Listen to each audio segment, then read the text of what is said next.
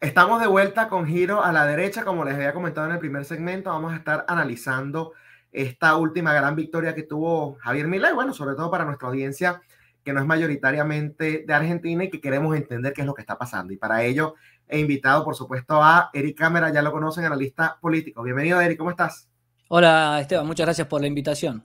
Muchas gracias a ti, como siempre, por haber aceptado. Sobre todo, bueno, yo sé que estás muy ocupado, pero que siempre nos dediques este tiempo, bueno, para informar. Te comentaba detrás de cámara que el mal al que nos estamos enfrentando es el mismo y es necesario que justamente, por lo menos nos informemos de qué está pasando en cada uno de nuestros países. Exacto. Quiero que empecemos por lo básico, Eric, porque yo nada más vi las celebraciones en redes sociales. Te digo, yo no he investigado por mi cuenta, no sé de qué trata, pero ¿qué es esto que han denominado el Pacto de Julio, que todo el mundo anda diciendo esta es otra gran victoria de Javier Milei? Mirá, en verdad es el Pacto de Mayo. De Y eso, mayo es, ok. y eso tiene digamos, justamente tiene una Vamos a explicación. cambiarlo entonces.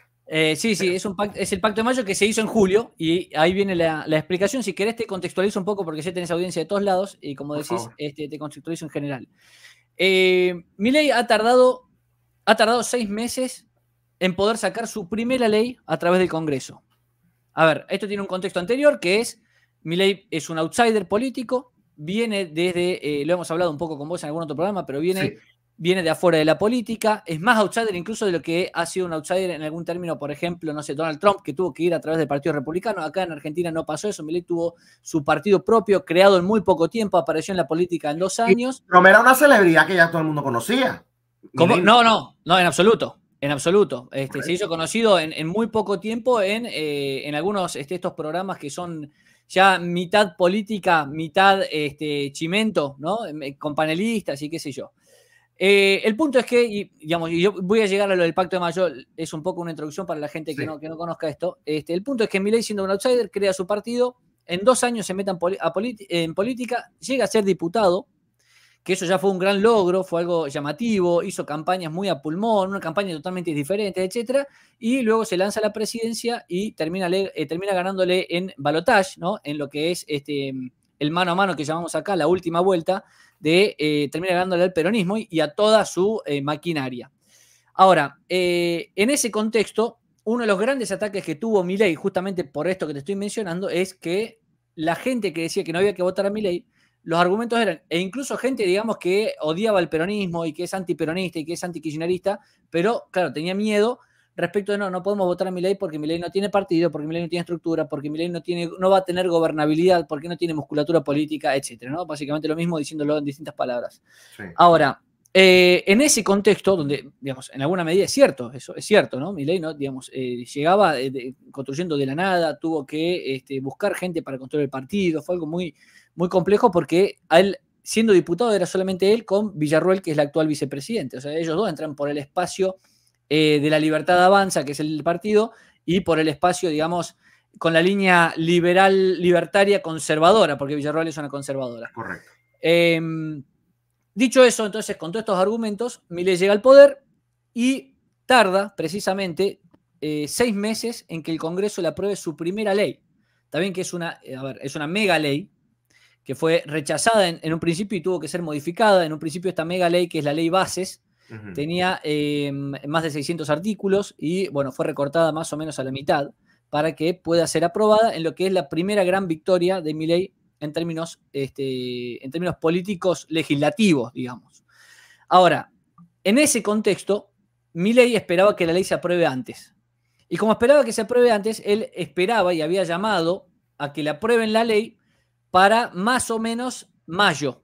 Se esperaba, entonces por eso digo lo de la demora, fíjate, él esperaba que la ley ya esté aprobada para mayo, para una fecha patria como es el 25 de mayo en Argentina, y se iba a celebrar un gran pacto de mayo con la ley aprobada, es decir, la ley aprobada, ¿por qué? Bueno, porque los gobernadores de las diferentes provincias en Argentina dieron el ok y llamaron a quienes tienen ellos representándolos en el Congreso a aprobar esta ley. Esto fracasa, no se da, el Congreso no aprueba la ley de bases, la recorta, Milei la da de baja, porque tenía demasiados recortes, no le gustaba, dijo, no, listo, se retira la ley.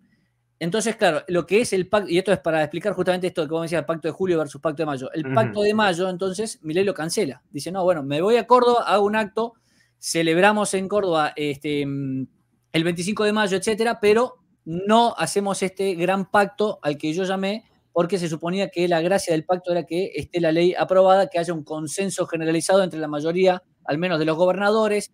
Él invita a presidentes, a los expresidentes vivos, los invita también a que participan de esto. Bueno, a la clase política en general, como diciendo, de acá vamos a mirar para adelante. Milei, que ha sido tratado muchísimas veces de ser alguien que no entiende la política, alguien política, ¿no? Que es un término que a mí no me gusta nada. Yo creo que él entiende la política mejor que muchos otros. De hecho, él entiende la política, a mi modo de ver, como la política es, ¿no? En términos antagonistas. No desconoce el antagonismo que existe en la política y que es propio de la política y es la razón de ser de la política, precisamente. Y no cree que la política es este verso que muchos centristas tienen acá, que te hablan de consensos, de ceder en principio, porque no son consensos, es ceder en principio. Exacto, y es mantener las cosas como estaban, y es mantener la casta política, digamos, en el status quo. Es la casta, se ha basado en eso, ¿no? Entonces, dicho eso, Milei cancela el Pacto de Mayo, hace el acto acá en Córdoba, que es mi ciudad, hace el acto y demás, pero sin Pacto de Mayo, y un mes después, digamos, se aprueba finalmente ahora la ley en junio, y que dice, bueno, entonces el Pacto de Mayo se firma en otra fecha, en la fecha patria, digamos, el Día de la Independencia, que es el 9 de julio en Tucumán. Bien, en la Casa Histórica de Tucumán, que es una de las provincias de acá de Argentina, vamos a hacer lo que era el Pacto de Mayo, lo vamos a hacer en julio, porque recién ahora se aprobó la ley. Entonces, lo que es un Pacto de Mayo, se llama Pacto de Mayo, se sigue llamando así, convoca a los gobernadores, asisten la inmensa mayoría de los gobernadores, bien, son, si mal no recuerdo, son 19 de los 24, incluyendo Ciudad de Buenos Aires, que asisten a este Pacto de Mayo, firmado en julio, el 9 de julio, en esta fecha patria, en la provincia de Tucumán. Bien, un día antes, a la noche encima se firma, digamos, en realidad en la madrugada, porque se firma el mismo 9, y después él viaja hasta Buenos Aires y hace lo que es el desfile militar ya el mismo día del 9 de julio, que también tuvo muchísima repercusión, salió en la portada de Wall Street Journal, y bueno, en realidad fue todo el mismo día, porque se reúnen a las 11 de la noche, Milei llega a Tucumán a 11:30 de la noche, hace el acto, firman después de medianoche, o sea, el mismo 9 de julio el pacto, como te decía, y después ya a la mañana del día siguiente, del mismo día, perdón, en realidad, en rigor, está festejando y haciendo que vuelvan los desfiles militares en Argentina con este desfile que hizo del 9 de julio en Ciudad de Buenos Aires. Sobre el desfile también quiero hablar más adelante, pero fíjate que mencionabas, y me imagino que porque esta fue la imagen que también le dio la vuelta al mundo tras la firma de lo que es el Pacto de Mayo, y me estabas comentando que, bueno, son los gobernadores, ¿no?, de las distintas provincias, pero vi que también hubo mucha euforia, ¿no?, respecto a esa imagen. Vi que incluso los detractores de Milei entonces empezaron, miren cómo camina, que está caminando con la cabeza baja, qué sé yo, o sea, cualquier cantidad de cuestiones. Gente ya sin criterio que es fanática y están apostando a la derrota, ¿no?, de Milei, al fracaso de Milei. Exacto. Pero ¿por qué esa imagen generó tanta euforia, tanta emoción, tantas pasiones encontradas? ¿Será que en esa imagen también hay gobernadores del kirchnerismo? Quiero que nos expliques eso. Mirá, yo te diría que hay gobernadores peronistas. Ok.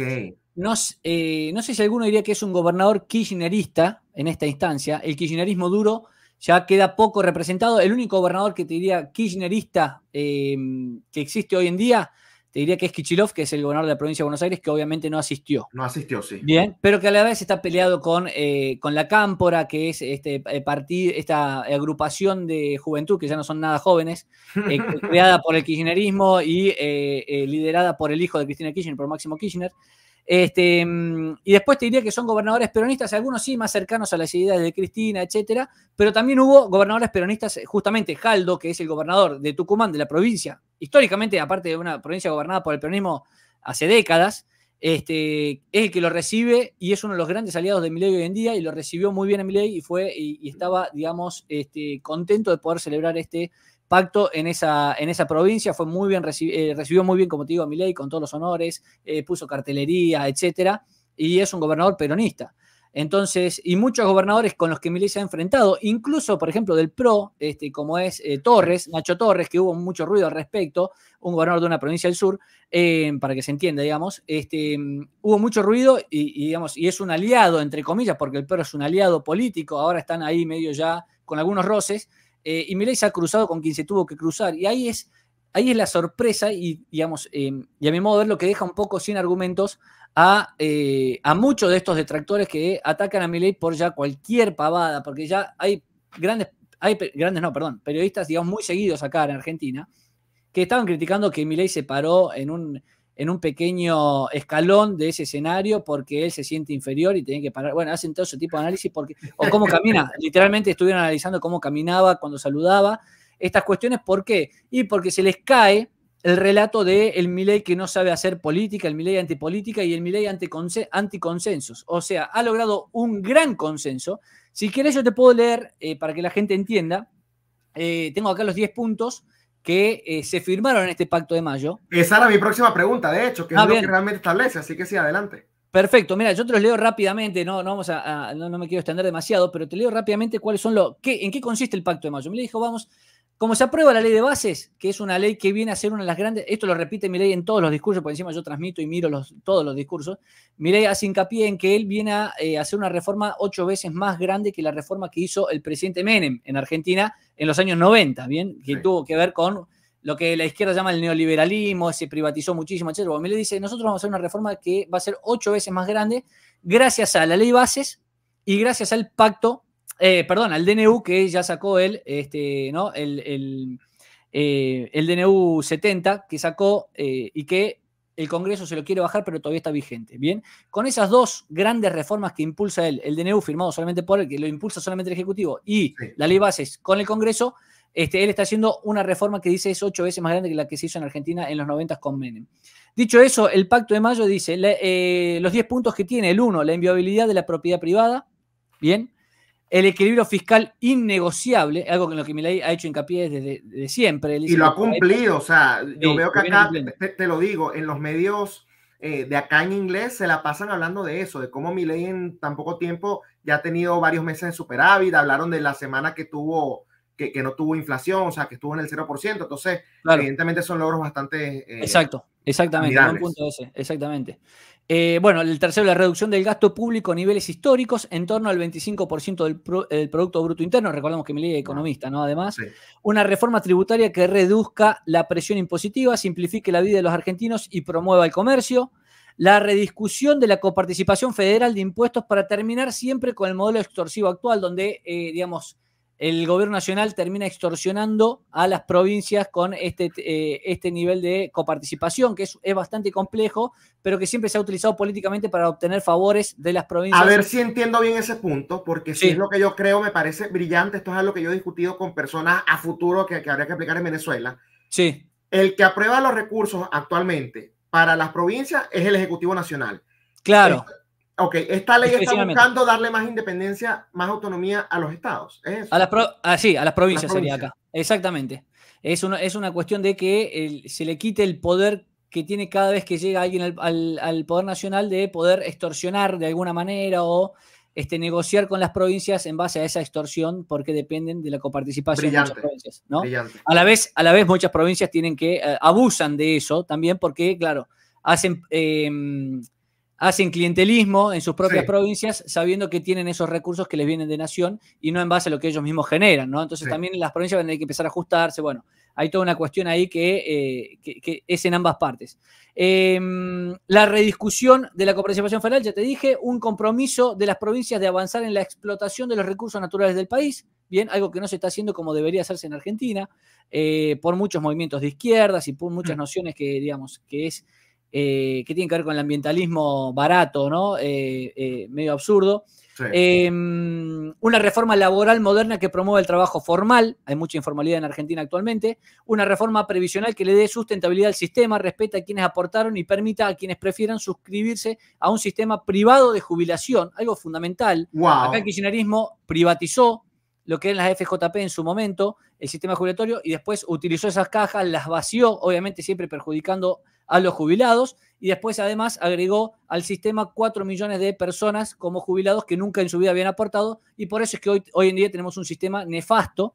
Dijiste privatizó, creo que querías decir nacionalizó, ¿no? El kirchnerismo nacionalizó, sí. Ok. Nacionalizó, nacionalizó obviamente un sistema que era privado. Era privado, sí. Exactamente, sí, no me di cuenta que dije al revés. Exactamente eso. Y obviamente después utilizó esas cajas para hacer clientelismo y además sumó, como te decía, 4 millones de personas, nada más y nada menos, que nunca habían aportado a ese sistema de jubilados, claro, haciendo que la caja sature y que hoy no les alcance a los jubilados para vivir. Que antes de que sigan en los puntos, esto para la audiencia que sea sobre todo de Colombia en este aspecto, porque Petro está queriendo hacer exactamente lo mismo con el sistema de pensiones. De hecho, lo toqué hace 2 semanas con una activista colombiana, y es lo mismo, es exactamente lo mismo. O sea, es nacionalizar, decirle a la gente, no, todo va a ir a un fondo público manejado, tú sabes por quién. Ellos van a decir que no es por el pueblo, pero el pueblo, ¿quién es? En este caso, claro. Gustavo Petro, y van a hacer y deshacer con eso como les da la gana, porque lamentablemente la receta es la misma y parece que nos siguen engañando. Pero bueno, un punto importante que aclarar para que vean que es exactamente una copia de carbón lo que hacen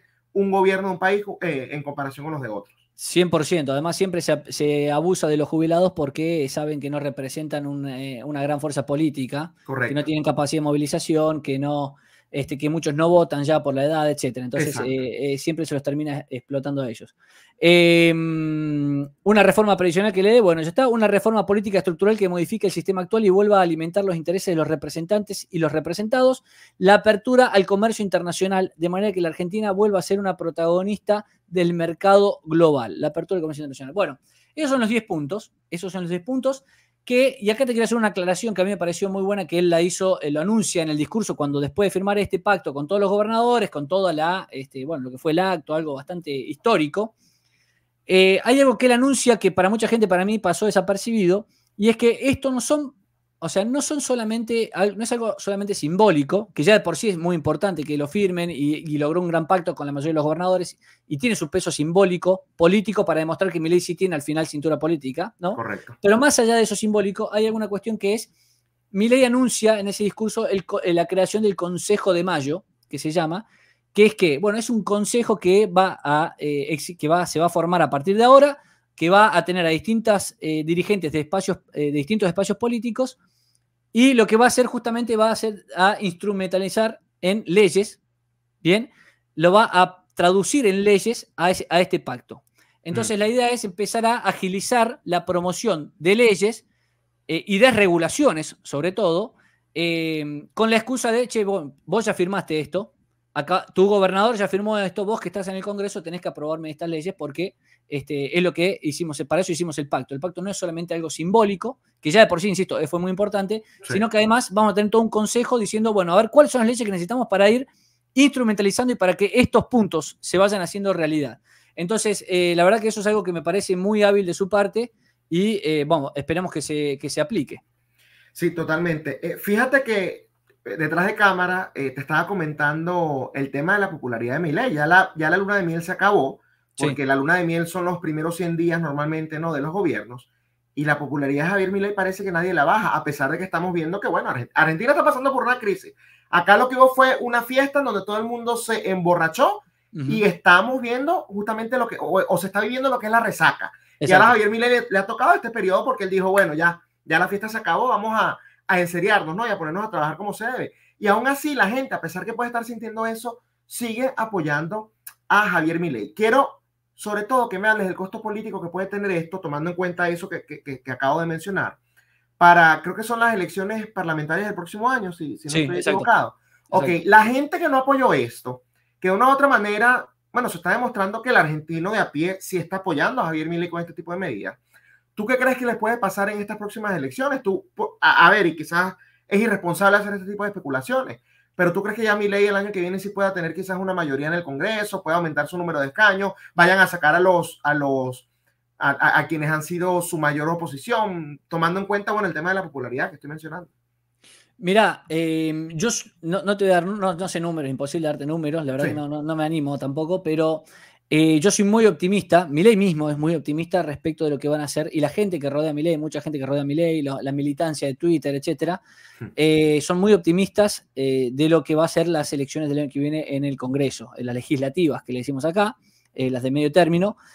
Somos muy optimistas porque Milei ha logrado cosas muy importantes sin tener, con muy poca gente hoy en día, y con la imagen positiva que tiene hoy, haciéndolas, digamos, en los momentos que son supuestamente los más complicados, porque lo que ha hecho Milei no es más que tomar todas medidas impopulares, ¿no? Tradicionalmente impopulares, que es básicamente ajustar, tocar el bolsillo, y demás. y sin embargo a 6 meses la imagen positiva de Milei está por arriba del 50%, es algo bastante inédito, luego de todas estas medidas impopulares que vienen tocando, y se supone que esto va a empezar a calmarse y va a empezar a mejorar. La inflación es uno de los grandes males que tiene Argentina hace décadas y era la mayor preocupación de los argentinos antes de que llegue Milei, cosa que obviamente tiene que ver con que Milei haya llegado al poder, siendo él economista y hablando y capitalizando ese tema, pero digo, y la inflación no para de bajar mes a mes.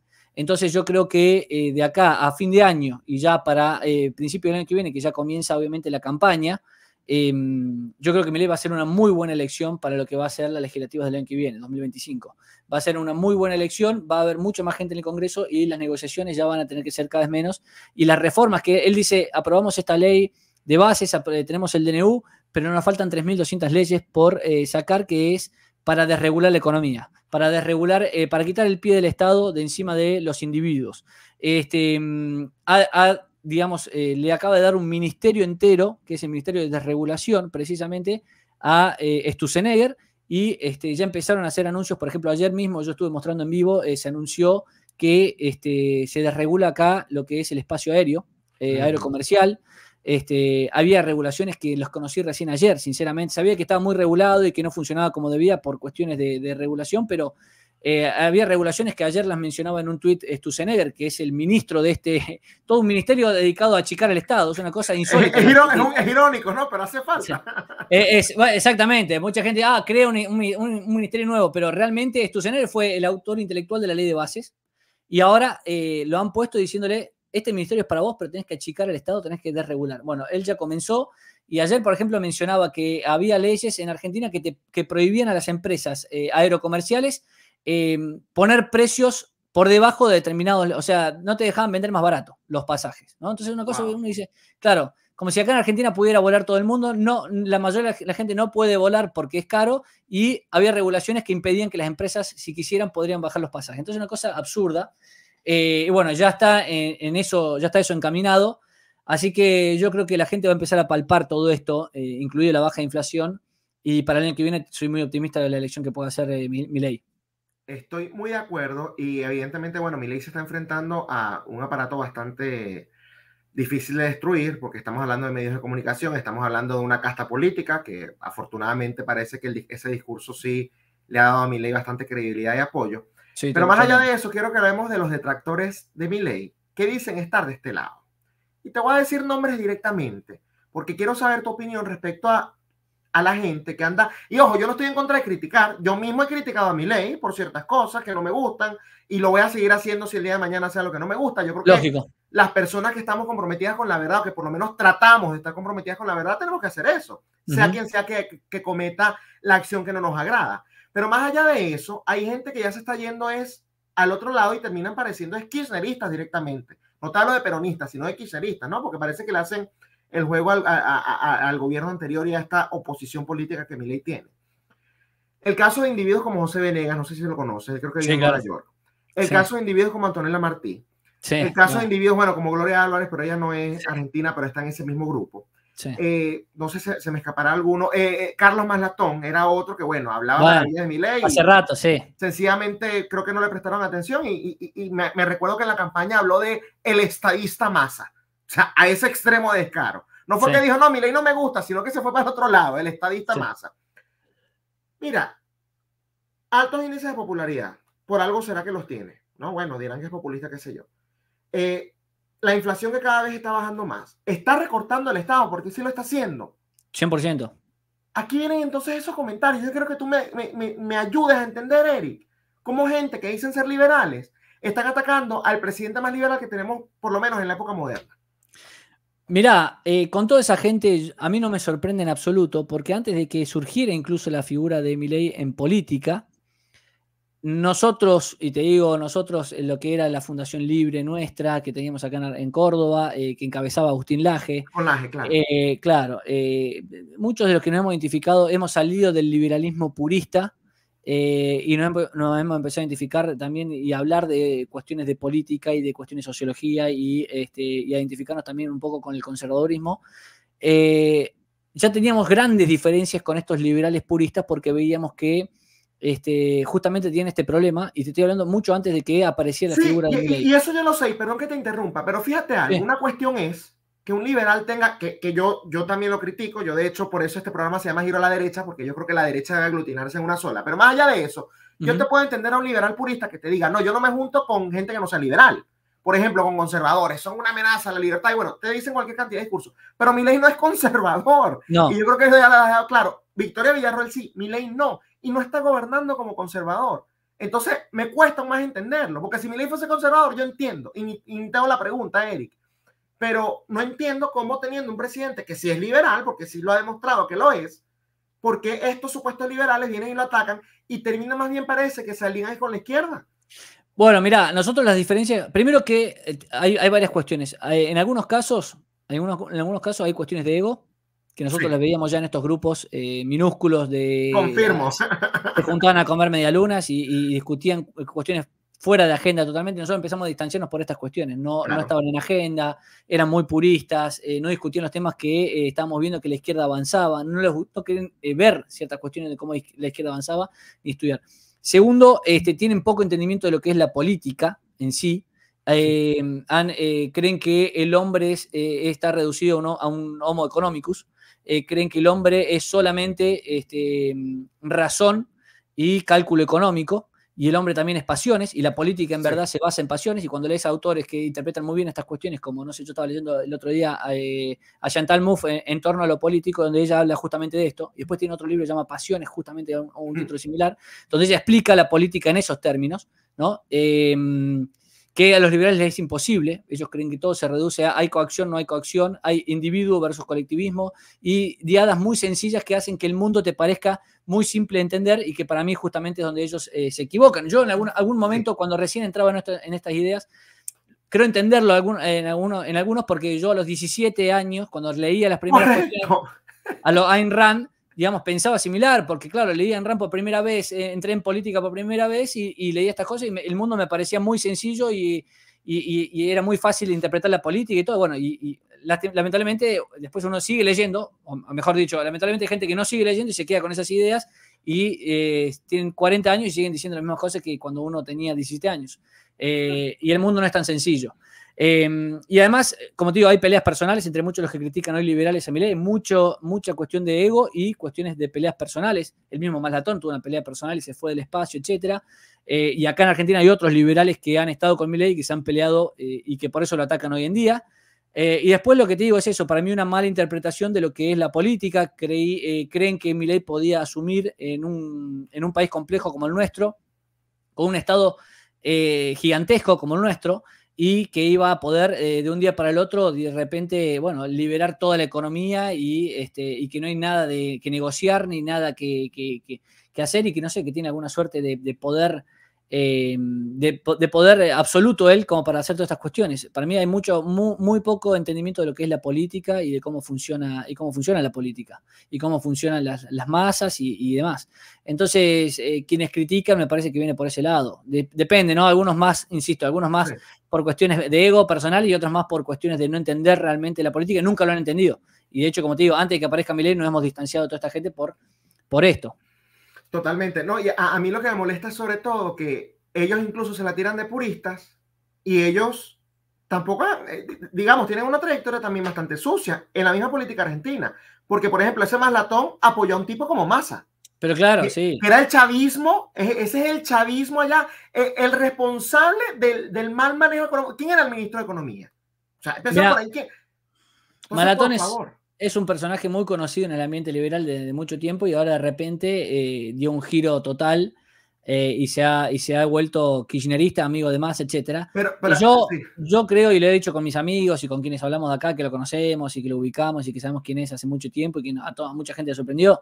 Yo lo que siempre digo es nunca lo he tomado en serio. Me parece un personaje simpático y cómico porque hacía posteos en Facebook explicando por qué los delfines son un animal comunista, y yo lo tomo en ese sentido. Nunca lo he tomado en serio a Maslatón en política, sinceramente. Claro. Me parece cómico y gracioso, y creo que lo hace simplemente por una cuestión casi de personaje, incluso muchas veces, a lo que él hace para estar debatiendo y contradiciendo, y le gusta lo que es la dinámica de los foros de internet, y por eso te digo, no me parece que merite tomarlo muy en serio.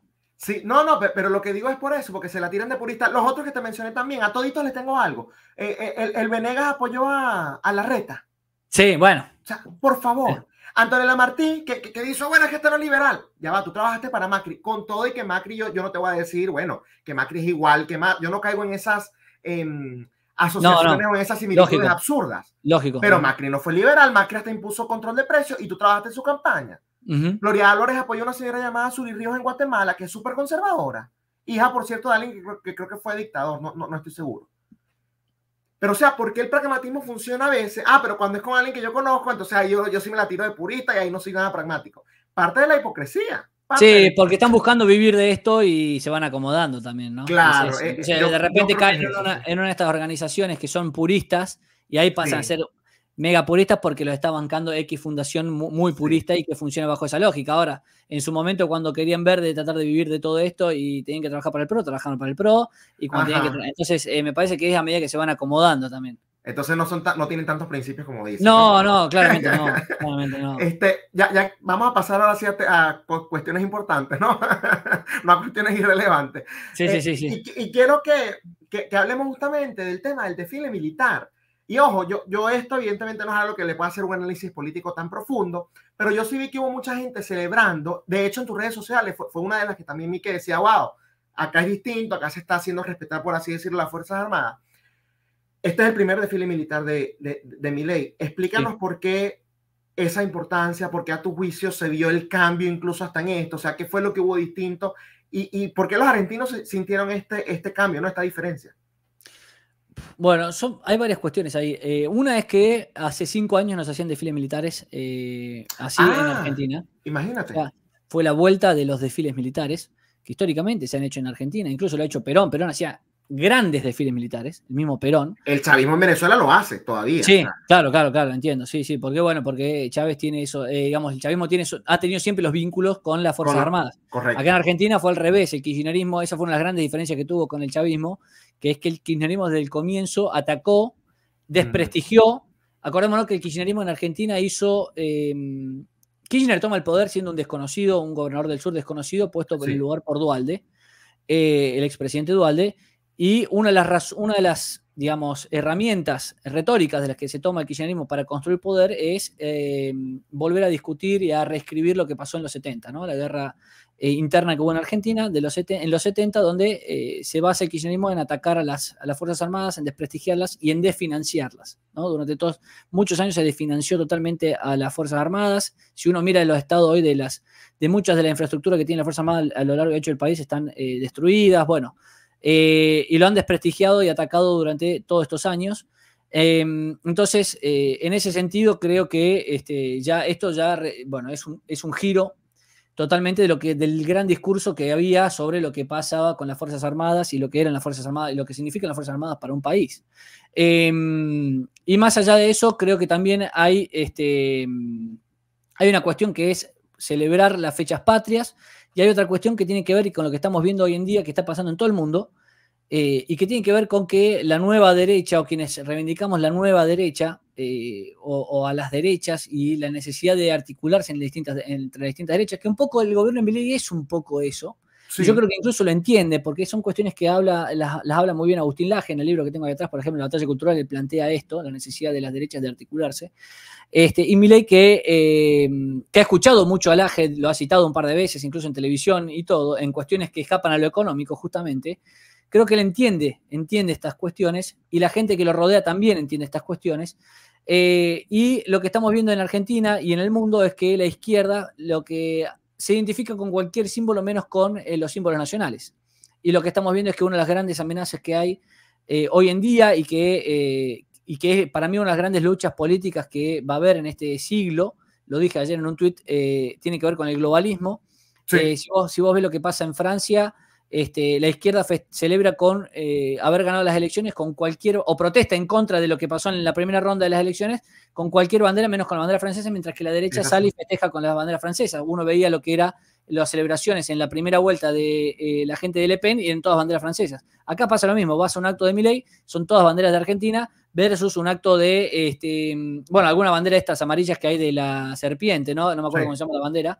Pero digo, son banderas argentinas en general, versus la izquierda, y ves bandera de Palestina, ves bandera de lo de... Bueno, lo mismo pasa en los campus universitarios en Estados Unidos, etcétera, ¿no? Entonces, me parece que hay mucho de eso también, donde Argentina dice, esta es nuestra identidad, y quienes están más politizados o más ideologizados, obviamente lo han celebrado en ese sentido, diciendo, estamos recuperando lo que es nuestra identidad de argentinos. Basta de ponernos la banderita de LGBT, la banderita de colores, basta de ponernos la banderita de reivindicar a los movimientos indigenistas, por ejemplo, también, que el kirchnerismo le ha dado tierras, incluso en el sur, que ahora el gobierno está tratando de recuperar.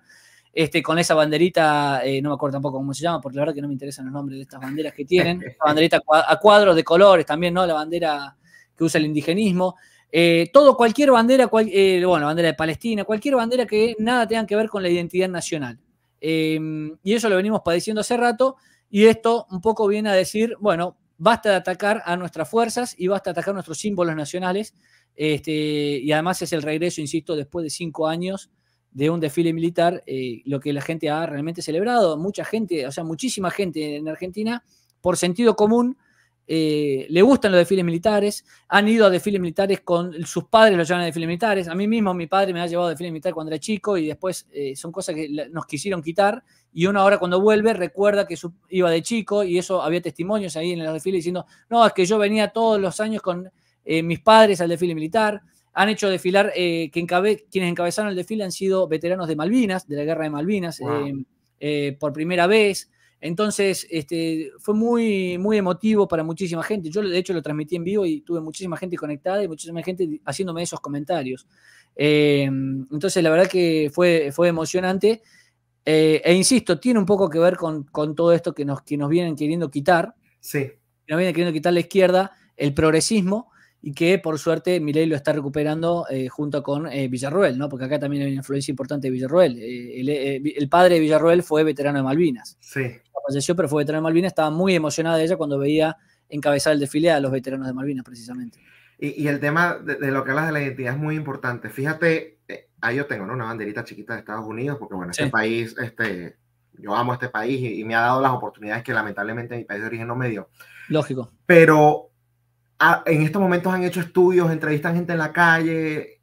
Eric, no te imaginas, les preguntan, si tú ves a alguien con la bandera de Estados Unidos, ¿tú qué crees que sea? ¡Ay, es republicano! ¡Ay, es racista! ¡Ay, es homofóbico! ¡Ay! O sea, ya tú ves el tipo de gente que no quiere usar la bandera de este país y los que sí decidimos usarla. Y justamente el tema de la identidad yo creo que es algo importante, sobre todo cuando te enfrentas a lo que tú mencionaste muy bien, que es el tema del globalismo, que justamente nos quieren exponer un número. Nosotros no somos individuos. Tanto que los liberales se molestan con el tema de la colectivización. Bueno, para el globalismo nosotros no somos individuos, somos cualquier cosa. Cualquier cosa, tenemos que comer grillo. En nombre del ambientalismo hay que dejar de usar carros y vivir en la época de las cavernas y hacer lo que ellos nos digan. Los santos, ¿no? Burócratas que no conocemos. Sí, burócratas que ni siquiera conocemos. Y que nadie votó. Que nadie votó y que ellos tampoco nos conocen. No les interesa. Nos ven como cualquier cosa. De verdad que mirá, eso. Sí, te cierro con esto. Se viene un libro de Agustín Laje en ese sentido que se llama Globalismo, justamente. Ayer leí la introducción, hice un tuit al respecto, y que va a poner un muy buen contexto, conociéndolo a Agustín además, y yo he leído algunas cuestiones más, va a dar un buen contexto histórico de las expresiones que ha habido en este sentido anteriores al globalismo, políticas, incluidos los totalitarismos del siglo XX, y lo que es ahora, y lo que intenta hacer el globalismo, de quienes lo financian, etcétera. Así que es un libro que va a salir en un par de meses, me parece. Así que bueno, es simplemente para comentarte eso y para que la gente que está escuchando sepa que se viene un muy buen libro que va a ser a mi modo de ver, lectura obligatoria para que quienes quieran entender lo que es la lucha política de este siglo. Acá lo hemos tocado, por ejemplo, con personas como Vanessa Kaiser, que bueno, ella la tengo cada tanto, y sí, hemos profundizado un poco en el tema del globalismo, porque a veces la gente cree que porque suena que es algo muy malo, entonces es conspiranoico, y no necesariamente. Entonces, no, claro, bueno. Entonces, yo creo que Agustín sí va a hacer un gran trabajo. Bueno, va a estar pendiente cuando salga para también comprarlo y eventualmente también poder conversarlo. Y dile a Agustín que bueno, que me aceptó esta entrevista, que hace rato que no lo tengo acá. Bueno, yo le voy a decir con gusto. Sí, por favor. Yo lo entrevisté como 4 veces en algún momento y después, bueno, el contacto allí se se rompió por alguna razón. Yo sé que Agustín está muy ocupado, yo se lo he conversado, pero bueno, me gustaría volverlo a tener acá porque las conversaciones con él siempre son muy, pero muy interesantes. Lógico, ahora sí, de verdad que te agradezco, Eric, por favor, acompañado de Giro a la Derecha. Muchas gracias. Gracias a vos, Esteban. Abrazo grande. Abrazos. Bueno, era Eric Cámara, analista político, justamente comentándonos sobre todo esto que está sucediendo en Argentina, el desfile militar, el pacto de mayo y bueno, todo lo que está detrás de esto. Milei evidentemente avanzando y sus detractores cada vez más tristes porque bueno, el presidente Milei como que ha tenido bastante éxito y la gente así se lo reconoce en Argentina.